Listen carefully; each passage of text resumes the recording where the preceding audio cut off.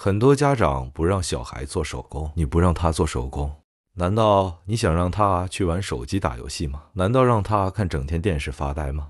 回答我！做手工可以激发孩子创造力和想象力。做手工没有固定的答案，孩子可以自由组合材料，激发独特的创意。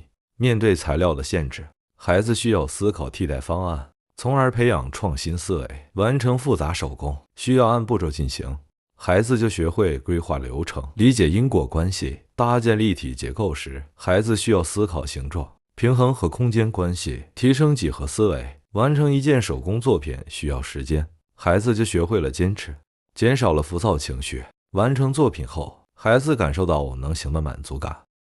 家长们，做手工这么好的一项技能，你却不让他做，你想要他干什么？回答我 ！Look in my eyes. Tell me why? Why, baby? Why? 啊？